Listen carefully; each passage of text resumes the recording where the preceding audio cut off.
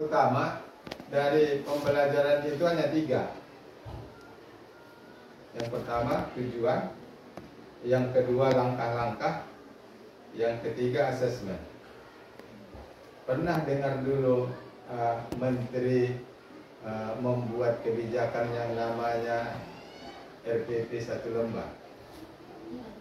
Menteri mana itu, Pak? Gak pernah dengar ya? Untuk mengurangi tingkat administrasi yang rumit, maka dibuat kebijakan oleh Menteri. Hari itu ada RPP 1 lembar. Nah, di RPP 1 lembar itu cukup mengandung yang 3 ini: tujuan, langkah-langkah, sama penilaian atau asesmen. Jadi itu aja sebenarnya yang utamanya. Baru setelah itu baru ada yang terkait. Setelah tujuan masuk langkah-langkah. Dalam langkah-langkah ini perlu metode, perlu model, perlu strategi. Nah, itu penunjangnya, tapi yang intinya langkah-langkah. Baru ketika pembelajaran itu berlangsung, ketika langkah-langkah ini berlangsung, perlu penilaian. Penilaiannya hanya 2. Namanya penilaian proses dan penilaian hasil. Jadi pada saat kita belajar, Bapak Ibu, itu kita melakukan penilaian.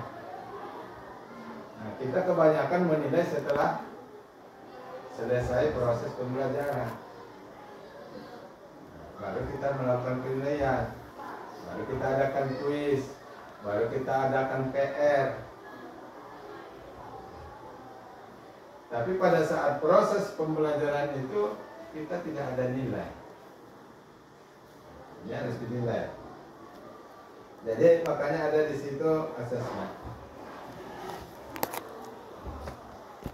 Kemudian dalam asesmen itu, kalau di kurikulum Merdeka ada namanya asesmen formatif, ada asesmen sumatif. Di asesmen formatif itu ada namanya tes awal. Ada tes awal. Setiap kita masuk ada tes awal. Kegunaannya apa?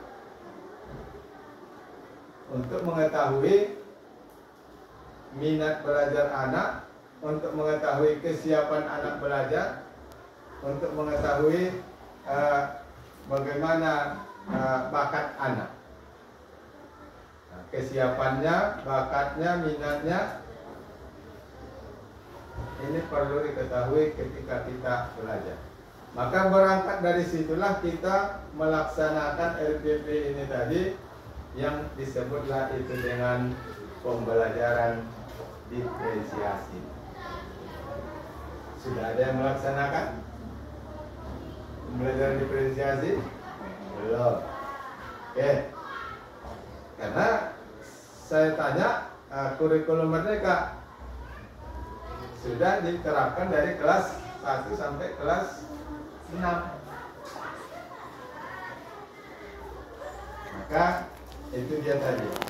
Kemudian ciri khas dalam setelah tes awal tadi itu bisa berupa kuis. Nah, setelah tes awal ini yang berupa kuis, baru masuk dalam pembelajaran, muncullah namanya ada pertanyaan pemantik. Nah, pertanyaan pemantik. Nah, ini dalam pembelajaran harus terlihat, harus berurut. Jadi ini harapan saya, saran saya ke depan ini kita laksanakan. Memang ini pada saat sekarang ini sedang transisi pergantian menteri, sudah berganti menteri. Biasanya berganti menteri berganti kebijakan. Itu tidak kita permasalahkan. Apapun kebijakannya itu tidak kita permasalahkan, karena kita adalah pelaksana kebijakan. Kita tingkat pelaksana kebijakan, bukan pembuat kebijakan. Jadi apapun kebijakan dari pemerintah itu kita laksanakan, karena kita adalah pelaksana kebijakan.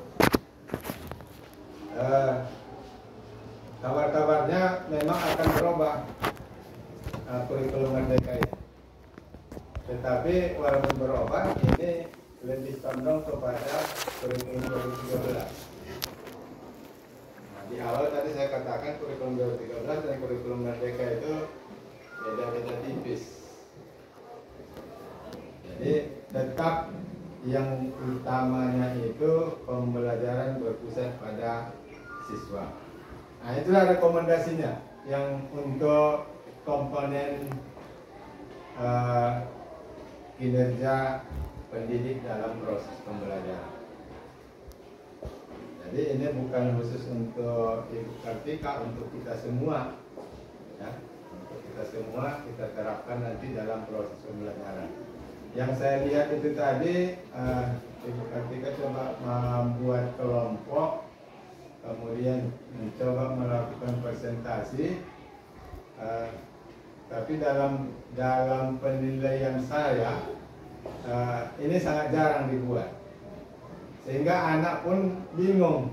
Ketika berkelompok aja anak bingung apa yang mau dia kerjakan. Tapi kalau sudah itu sering kita buat, anak sudah paham. Sudah paham urutannya, sudah paham alurnya, kemudian dia sudah mulai kreatif. Jadi ini tadi masih banyak ibu itu memberitahu ke anak.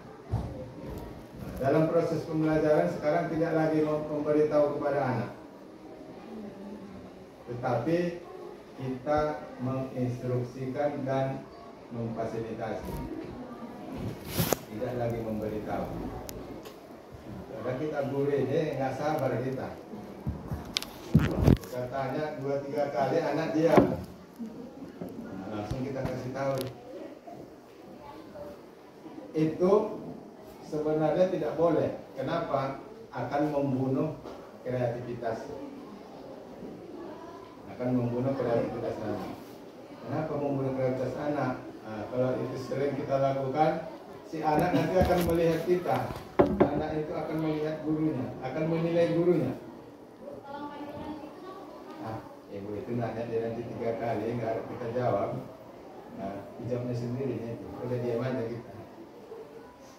Gitu dalam hati masing-masing. Jadi sebenarnya bukan seperti itu metodenya. Jadi jangan kita kasih tahu. Jadi gini dia, kalau misalnya pembelajaran kita sekarang, kalau kita ibaratkan kita mau masih makan anak yang sekarang ini, kita belanja, kemudian kita masak, kemudian setelah masak kita sendok ke piring, kemudian dari piring kita sendok, kita sulangi ke mulut.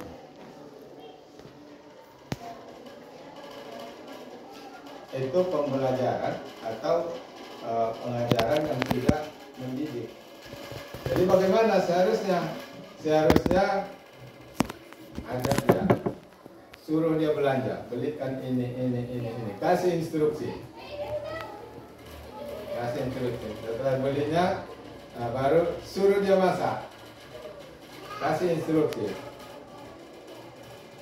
Potong-potong ini masak ini, masukkan ini, airnya sekian, ini sekian, kan instruksi. Dia yang kerja.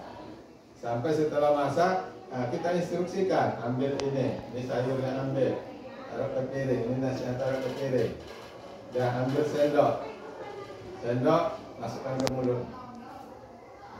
Instruksi. Jangan kita yang melakukan, tapi kita menginstruksikan. Jangan kita yang melakukan, tapi kita yang memfasilitasi. Kira-kira seperti itulah dalam pembelajaran itu. Itu tentang kinerja pendidik dalam proses pembelajaran.